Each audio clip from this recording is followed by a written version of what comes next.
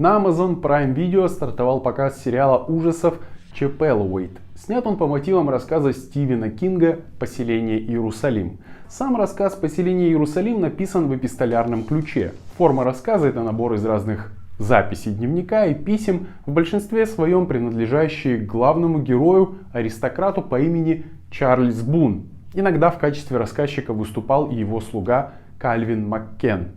Сюжет имеет отсылки к рассказу Говарда Лавкрафта «Мифы Ктулху».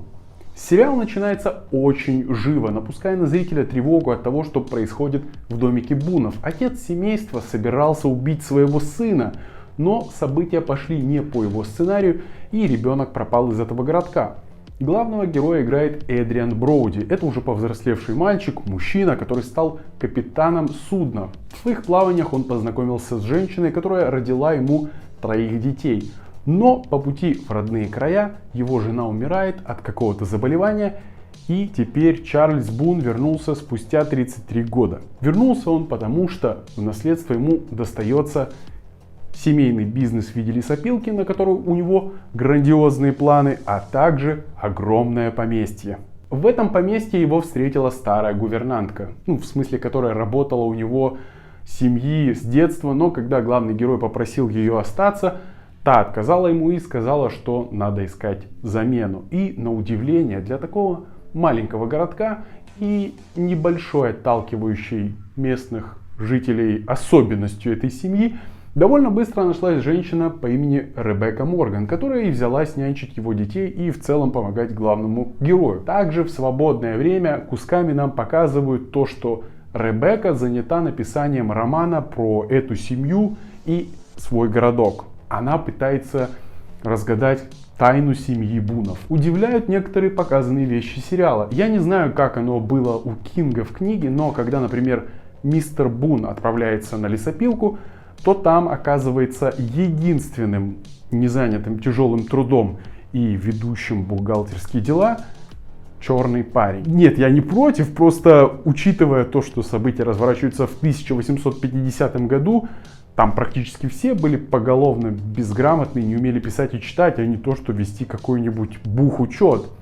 Собственно, сюда же мы и скидываем госпожу Ребекку, пишущую роман по ночам. Ладно. Также центральные персонажи сериала периодически выстреливают какими-то довольно резко прогрессивными высказываниями, особенно для того времени. Церковь часто становится инструментом запугивания, пропаганды, принижения женщин. Ваши дети, они христиане? Настолько, насколько они выберут ими быть, сэр. Еще важный факт перед просмотром, что сериал начинается бодро, а дальше разворачивается наполненная драматизмом и проблемами картина. Возвращение главного героя в город, поиски новой гувернантки, няни, неприязнь местных жителей, восстановление и налаживание бизнеса на лесопилке, преследующие его прошлое, ночные кошмары с видениями. Первая серия заканчивается довольно-таки прилично, но сколько прошло времени в ожидании, она его не оправдывает, честно говоря. Дальше начинается вторая серия, также интригующе, напряженно, интересно, с рождением ребенка, а потом идет опять полный уклон в сторону драмы, и опять же серия кончается также с триггером, чтобы посмотреть третью серию, продолжение, и там этот трюк проворачивается в 3-й раз. Что могу сказать? Если у вас Стивен Кинг ассоциируется с ужасом, и вы хотите посмотреть это в надежде увидеть качественный, да любой наполненный страшными вещами сериал, то у вас это не выйдет.